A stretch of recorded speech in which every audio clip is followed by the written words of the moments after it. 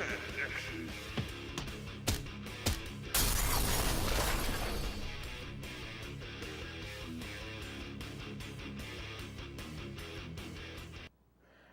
Good afternoon, ladies and gentlemen, and welcome to episode 11 of the Wrestling Connection. I am your host, your connection to the wrestling world, Ken Hill. Alongside me, as always, is the madman of professional wrestling himself, Zach Martinkus. What up, everybody? Hope you all are having a good, awesome Friday, because I know I am. It's been an awesome week indeed. Before we go into the show, before we start off the week in review, just a quick moment for Zach and I. We want to take a moment to apologize to the audience for last week. Zach and I occasionally do tend to go a little off tangent. We tend to get a little over emotional because of our love for professional wrestling, and it can balloon out of control sometimes. We had a bit of an episode here last week, and I just want to say right now. I apologize, everybody. I know. I'm pretty sure a lot of people out there they like how I talk sometimes.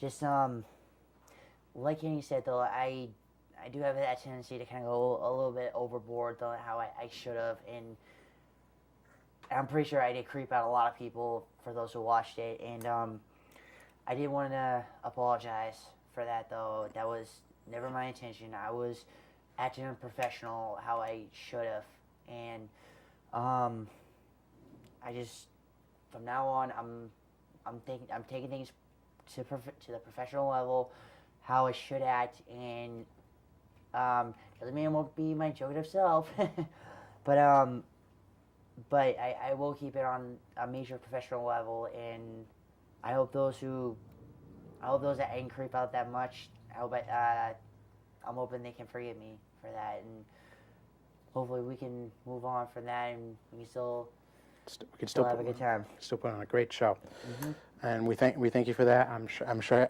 everyone at home is very forgiving. All right, so we move on to this week in review. A big Monday Night Raw. A lot of storylines were progressed as we're only a little over a week away from the Extreme Rules pay-per-view. Yep. The Evolution-Shield saga took another big step right here. Just Evolution reuniting, Batista, Orton, and Triple H having a standoff of sorts with the Shield, and bringing out their backup more or less. Yeah. Which honestly, it's just. It was more like guys, though. They were just like all in for the money. That's basically it. Essentially, if the boss asks you to stand out there and try to look tough in front of the Shield, even for guys like Fandango, or Fandango. My mistake. Yeah, even in that case, I mean, if the boss asks you to do that, then really you do what the boss says. You really can't blame the 11 men for forming a barrier between the Evolution and the Shield.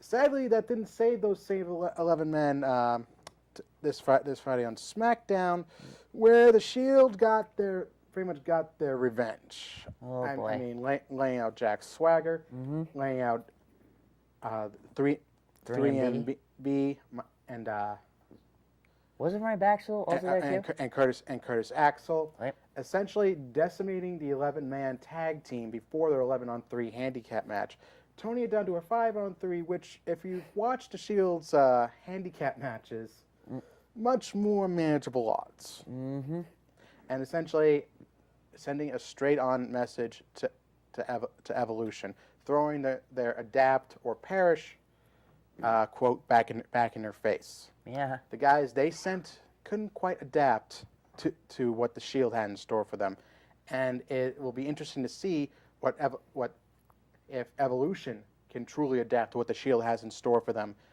come 2 Sundays from now. Oh no, I know, and like I said last week, I'm excited for this. This is nuts.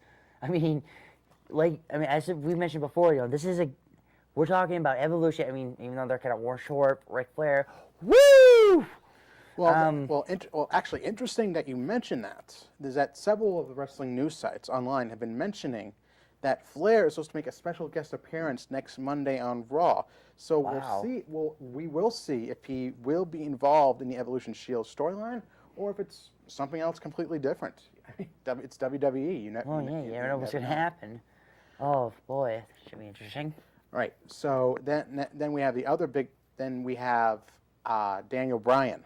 Yeah. Daniel Bryan and Kane, and we already mentioned this on Monday. In case, for those who didn't know, the WWE World Heavyweight Champion Daniel Bryan, his father passed away recently, and we here at the Wrestling Connection want to send our condolences out to Daniel Bryan, Brie Bella, and the rest of his family. Wish the strongest condolences, and hope nothing but the best for your future. Yeah, Anyway. and then later, and then. I mean, at the top of the show, you have Bryan coming out with Brie Bella, celebrating probably was the best week of his life. You could see the emotion in his eyes. You could see because he had just heard about his father's passing. Yeah. He was a professional. He came out. He did the show. You could tell he had tears in his eyes. He looked to the heavens, saying thank you, paying tribute to his father, and then wanted to kick off the show in style. But then, of course, you have the Big Red Machine, but not the Big Red Machine that we're used to seeing. Well, actually, you actually forgot though about Steph though, how she kind of randomly crashed the party. Well, no, that's who I was actually getting to. I was saying the Big my Red Machine, mistake. that not Kane. Yeah, the big red monster finally came back out of the closet. Oops, did I say that loud? Well, yeah, we're on there. My bad. Little shout out to Triple H and Jim Ross right there. From the old D-Generation X days. Anyway, Steph came out to crash the party, ruin the mood for Brie and Bryan, and gave them a wedding gift, saying that at Extreme Rules it would be Bryan versus Kane for the WWE World Heavyweight Championship in an Extreme Rules match. Oh wow, that I didn't know it was an Extreme Actually, Rules. the stipulation was put in earlier this week after Monday Night Raw, and that's very befitting considering that when Kane surprised Bryan, we saw that he had the mask back on, and that he was the Kane of old. This was the Kane that ironically enough, I called out a couple weeks ago saying, this is the guy who took care of stuff on his own. This is the guy who tore up WWE. He went on a complete rampage. Yeah, no one was safe. Announcers weren't safe. Wrestlers weren't safe. Divas weren't even safe from Kane. Very true. Albeit now, but yeah. I mean, plus, I think probably you agree though. Like the Kane that we saw on Raw, that was like the vicious Kane that from 03. From 03, from the one, ironically, the one who unmasked in 03. Kane puts the mask back on. He's essentially the same monster we saw back then. Tombstoning Bryan not once on the floor, not twice on the steel steps, but for the 3 times, the third being on the announce table. And thankfully enough, he only came away with a stinger, essentially a stinger meaning that he essentially could not, he lost feeling in like one half of his body, essentially. Thankfully, there weren't any major damages, but it essentially sent the message. Kane is back. The Demon Kane is back in a big way, and Bryan has got his work cut out for him, to say the least. At Extreme Rules. I mean, I know Daniel Bryan's gone up against him, numerous times. From what we saw, this is the Kane from 03 to 04. This is the vicious Kane. Daniel Bryan, you really got your work cut out, man. I mean, I'm hoping, as a fan, I'm hoping you pull out.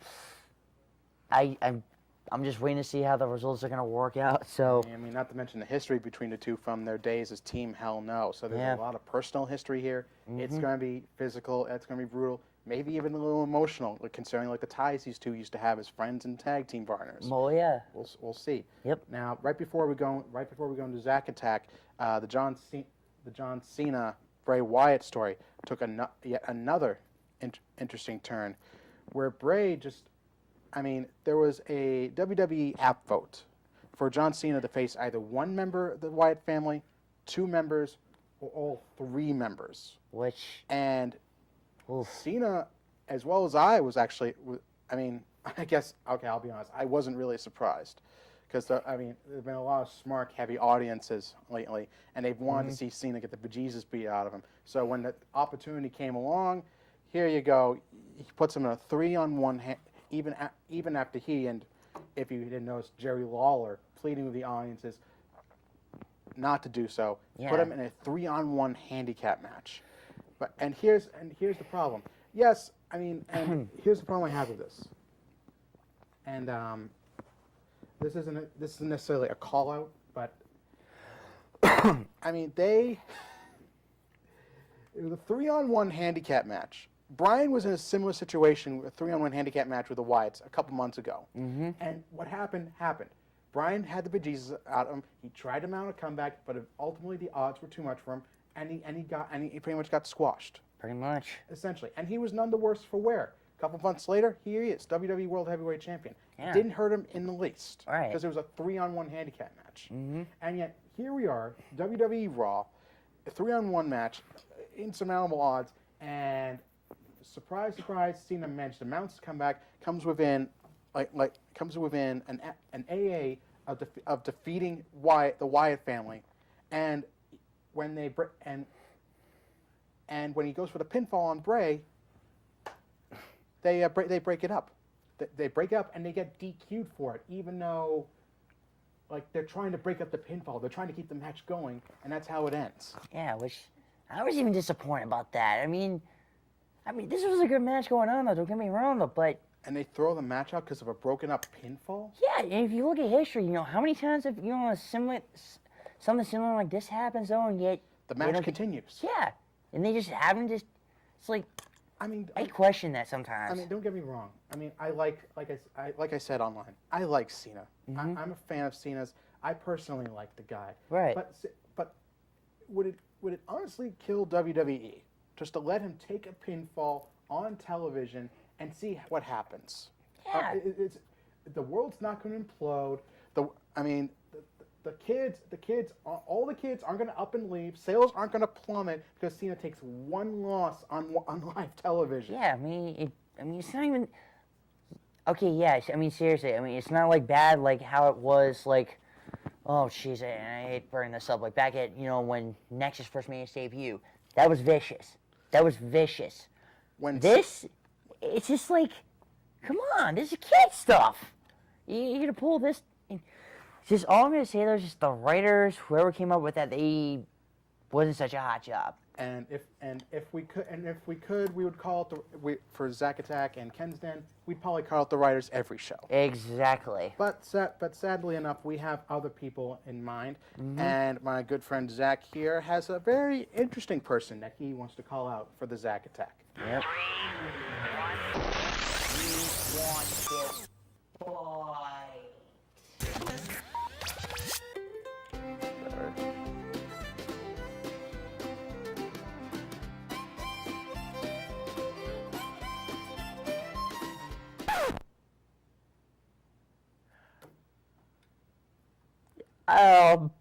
You're gonna have to bear with me. Okay, that's a bit of an improvement though, and I'm not gonna lie, that just, whew. I'm gonna try to hold it, but I'm pretty sure after the show I'm gonna be laughing my rear end off. Okay, the person I'm wondering if it's really, you the viewers have been having a problem with. Yeah. Bum. Okay, but to go on a serious note, the person I want to call out is it's kind of an interesting one that I've wanted to bring up for a little bit was Paul Heyman, the Walrus, the guy who, yes, was the founder of of Extreme Championship Wrestling. Yes, he's got a history. He's managed so many people. Managed many great world champions. True, but lately, the issue that I have with him, though, is the constant bragging about how Brock Lesnar won against The Undertaker. Okay, dude, we get it. Lesnar lost. Lesnar won. He beat the Streak. We got that. There's a limitation on how far people can really go about bragging rights before it really gets annoying. Yes, it was a few weeks ago. But come on. Just come on. I mean, yes, you managed the King of Swing, Cesaro. Shocking or not. But just, for the love of Pete's sake, just cut the crap with about this whole, Lesnar winning. Yes, we got it. He won. Whoop-de-stinking do. We've had enough of this. I mean, just every time you come out, $10, I always say, $10 says this guy's going to talk about Lesnar. Yep, I'm right. For the love of Pete's sake, focus on Cesaro. Focus on making the guy Intercontinental Champion. However far you want to go on his career, whatever. Just enough is enough with Lesnar. No, he's not around anymore. Lesnar's not around anymore. You can't brag about him anymore. He probably won't be. Until he gets the next lucrative contract signed. Just all I'm gonna say is just we've had enough with the Lesnar crap, and that's all I'm gonna say about it. That's as professional as I'm gonna be, and I will go in more details, but another time, another place. And if anyone wants to hear my view from it, I know you mentioned from your point of view. I'll mention it at the end of the show. You can contact me on Facebook. So, moving on. All right, so we move on from Paul Heyman to a former Paul Heyman guy that Heyman had a lot of influence on in ECW. Mm-hmm. Rob Van Dam. Instantly Mojo, did I? All right.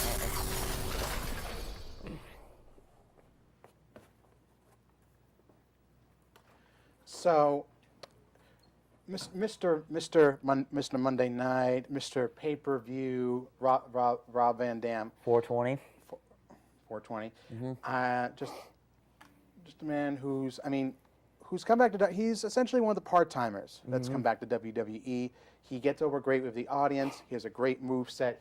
He moves around just as great as he did when he first came to WWE in 2002, 2003. Mm-hmm. I mean, he's a great hand to have on. Just the problem is, and even though he technically beat Cesaro, he beat him by countout, more or less, to advance in the Intercontinental Championship tournament. Yeah, no thanks to Swagger. Yeah, he took a countout loss.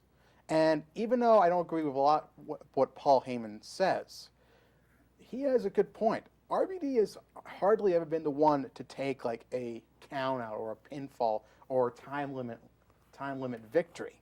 Yeah. I mean, he always wants to get the win. He always wants to be the better man. He wants to be the one on top. He wants to be the best. And yet I haven't really seen that from RVD since his return late last year. Mm-hmm. I've just seen him sort of there. I've just seen him sort of, just laid back, being all cool and stuff. And this was the RVD from 2002, not the RVD from 2006, who was no holds barred, didn't hold back in what he said on the mic, didn't hold back what he did in the ring. Right. He went pardon the expression, balls to the wall every single time. He just went all out. He left everything in the ring every single night. And yet this RVD, I haven't seen it. I haven't seen that intensity. I haven't seen that attitude that he cultivated in ECW. And in 2006, when he won the WWE title, when he became the first and only man to hold both WWE and ECW championships. I hate to sound like I'm parroting John Bradshaw Layfield, but it's already too late for that. Bottom line is, RVD is a decorated superstar, but at this point in his career, I want to see that attitude that took him to the top, that took him to the pinnacle. Mm-hmm. Essentially, with his match against Bad News Barrett for the face Big E at Extreme Rules for the Intercontinental Championship, I want to see that old school RVD. I want to see that attitude.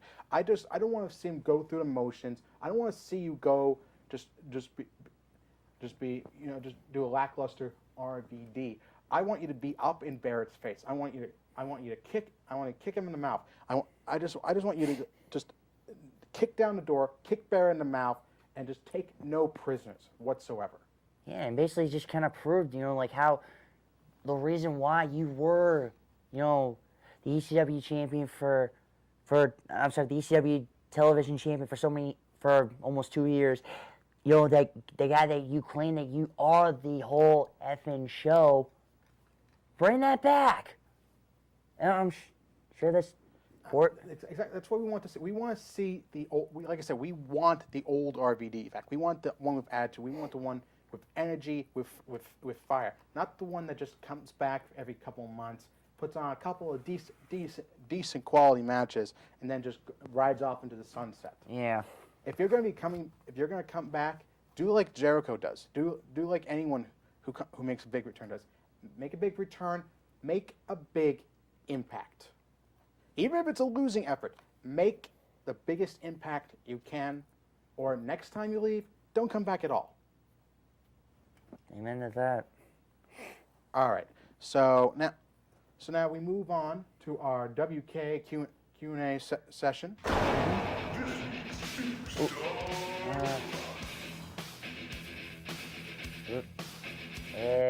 Little production error there, ladies and gentlemen. I apologize for that. We once again have a couple of our fellow wrestling fanatics in the studio today, here to answer a couple of questions. First, if you'd like to welcome back onto the show, Mr. Stanley. Good to have you back, sir. Hello. It's good to have you back. Yep. Likewise. Now, what questions do you have for Zack and I today?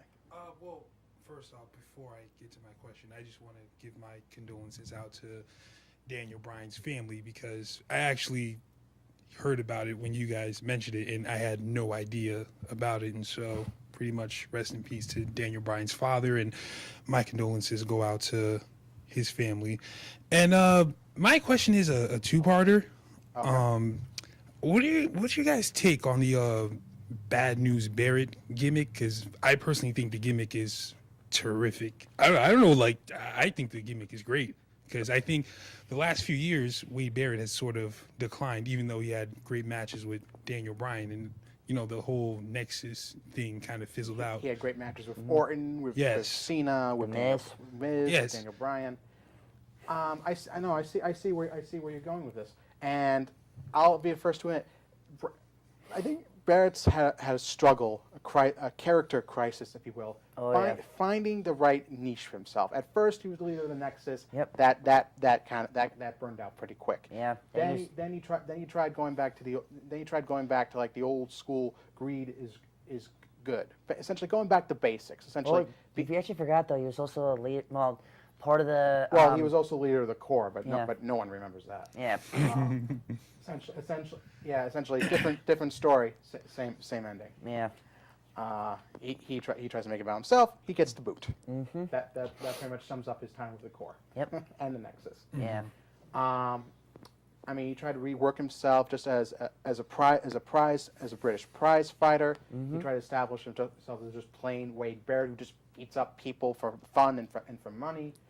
And after that, like I said, like Zack and I said, he just seemed to sort of drift for a while. He didn't seem like that WWE was taking an interest in him. But then we see on the JBL and Cole show this bad news Barrett gimmick, where essentially that's essentially what he does. He delivers bad news to obvious bad news. Yeah. I've got some bad news. And like it did drag a little at first. It didn't really catch on, even with the hashtag, even with the promotion and all with the JBL and Cole show. But slowly but surely, it's picked up steam. I mean, he had segments for a couple months on Raw and SmackDown, where he'd come out on the podium, he'd bang his gavel, give the audience some bad news, and really, I mean, it got the heat. He got heat from it. He got the heat from it. It even cracked up a few people with the stuff he said, like about the crack he made about the WWE Network, that wrestling fans would be so consumed by it, but that they would never leave their homes. Yeah. I laughed out loud at that. That was hilarious. Oh, there was one statement. One of his that he did. I completely cracked up was when AJ Lee was still the Divas champion, when she was trying to host this great party, celebrating about her reign as Divas champion, but only her and Tamina were around, and then just Barrett just because she had ostracized herself from every other diva. So pretty much no one liked her. Right. So that was kind of funny. Right. Well, for me, I was gonna say that I really don't really agree with that. Granted though, the guy was. I'm gonna agree with you. He was struggling with the identity crisis, shock and all. But I don't know. I just really I don't see where the hell. I have no idea where the single's gonna go. But like you mentioned, you know where it's gonna go. I mean, he's in the finals along with RVD, so it could be leading to an Intercontinental Championship match. So, I mean, WWE seems to have taken a renewed interest in him. The crowd really seems to like it. And they even get into the whole bullhammer finish, boom, with that. That's actually a little preview for you, ladies and gentlemen. We're going to be previewing. We're going to be doing a superstar highlight next week on Wade Barrett and his bullhammer elbow maneuver. But moving on. Stanley, you had the second part to your question. Yes. With the Shield, Dean Ambrose, Roman Reigns, Seth Rollins. I don't think it's gonna happen like right now because the Shield is sort of fan favorites now because of the program with Evolution. But and I know for a fact they will eventually break up. But when they do break up, who do you guys think will have a better singles career? Because I personally think it would be Mr. Seth Rollins. Ooh. That is actually a really good question. I mean, for the last few months, everyone seems to be wanting to get behind Roman Reigns. I mean, they gave him the push at Survivor Series, eliminating 4 of his 5 opponents. They had him at the Royal Rumble, where he broke Kane's 13-year record with 12 eliminations, breaking that record. Him being the focal point, being the powerhouse of the Shield. I mean, it seems like they've been giving him more mic time. And they even kind of had them at the center with Triple H in this whole Shield versus Evolution feud. Yeah. So I'd like to think that when the Shield eventually separates, it will be Ambrose and Rollins remaining as a tag team, while Reigns goes on to pursue his singles career. I know Ambrose and Rollins will likely break up later down the line, but for right now, I see Reigns having the greatest potential for a singles feud at the moment. Oh yeah, and actually, I'm gonna agree with you, because because Reigns has had, granted, he's only ever won the tag team titles, versus Ambrose. He's only ever won the United States Championship, but he's had a lot more success. I mean, even if you put him to the test, like being on his own though, I guarantee you, he probably would win either a minor title or possibly the WWE World Heavyweight Championship. I mean, it's all but honestly, dude, I'm agreeing with Kenny. I really do see Roman Reigns as being probably being the most guy to get more success of being in the singles division than any of them combined. I mean, Rollins, I say he's more of a tag team guy. Ambrose, maybe be tag team for a little bit though, then probably go be on his own. But I don't know. We'll see. But I mean, I do like Dean Ambrose. I think probably if he ever goes on to be a singles wrestler, I think. Okay, so basically everybody looks at Dean Ambrose as sort of the crazy guy, and I feel as if when the Shield do break up, Dean Ambrose will have this gimmick where he's always unstable and he's out there and everything. And I personally, I hope it doesn't happen, but if it does happen, it would be a little interesting. Well, that's actually something that we are going to touch on in our final segment of the day, where we are doing our superstar profile.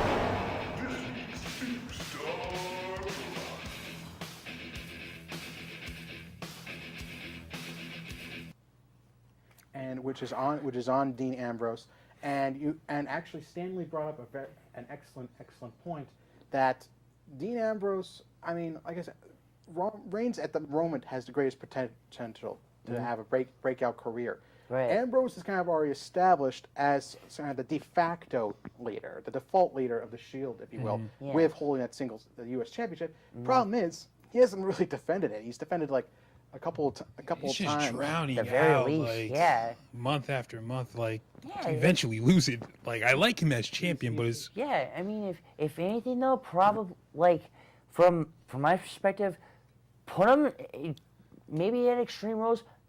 I'm sorry, maybe at Payback, vamp it up a little bit. Maybe put him in a championship scramble match, vamp it up a little bit. Just Oh yeah, put him in a triple threat match. Put him in a fatal four-way match. Give us a reason to remember why the United States Championship is so important with Dean Ambrose. Right. And this is a guy who came up through the independent circuit as John Moxley, who came up. He established sort of like a Heath Ledger like character, not just in his mannerisms, in his promos. He had almost a Joker-esque personality. He was out there. He was crazy. He was breaking the fourth wall. He's your atypical wrestler. Just that he's always on that manic edge. He's always on. You honestly don't know what he's gonna say or do next. Yeah. I mean, he always seems like he's got that wild hair. He's got that crazy look in his eyes. Just like he wants to tear someone apart. I'm sure Heath Ledger would be. I know Heath Ledger dead, but I'm I would not be surprised if Dean Ambrose one Halloween actually did dress up as the Joker. I'm sorry. As soon as you mentioned that comment there, I'm like, oh jeez. Yeah. Yep. I'm picturing it. I mean, just with the wild hair, just with the look in his eyes, just the way his promos come across on the air. He's honestly, and I'm quoting Alfred from the Dark Knight series when I say this. Dean Ambrose just seems like one of those guys who would like to watch the world burn. He just seems like that guy who doesn't really give a darn.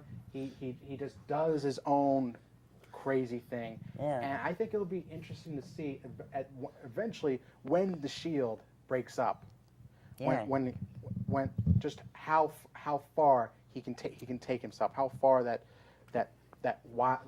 unhinged mindset can take him as a solo superstar. Plus, if he can hack it on his own, I mean, the times that he's defended, though, yeah, he's always had help from the Shield, yes, but I guess the biggest question would be, can he hack it on his own? And that will remain to see. Now, before we sign off on this week, we have a maneuver to demonstrate with Dean Ambrose. A maneuver he likes to call Dirty Deeds. Oh boy.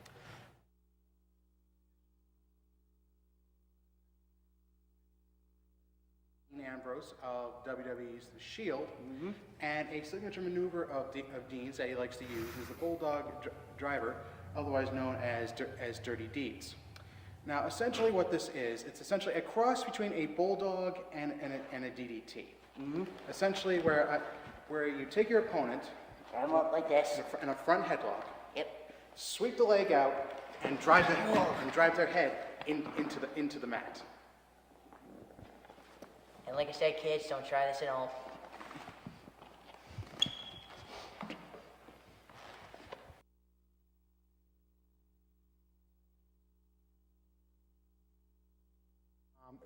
Previewing next week is our pay-per preview for the Extreme Rules pay-per-view for WWE. We'll be highlighting many of the matches we'll be going over. John Cena and Bray Wyatt in a steel cage match. Yep. Daniel Bryan versus Kane in an Extreme Rules match for the WWE World Heavyweight Championship. We'll have the Shield versus Evolution. We'll have the Intercontinental Championship match with Big E versus either RVD or Bad News Barrett. And Don't forget the Divas, and also we also have the lovely Paige. NXT / Divas champion Paige versus Tamina Snuka. Should be a very interesting match. All of which we will preview next week on the Wrestling Connection, and our special start time of 4 p.m. Be sure to catch us on our Facebook page, www.facebook.com/TheWrestlingConnection. You can post any comments or questions to us at our official Twitter signature at WConnection, WKENNECTION, WConnection. Like I said, you can post any questions or comments on there on our Facebook page. And that is it for now, ladies and gentlemen. Yep. We want to wish you a happy April weekend.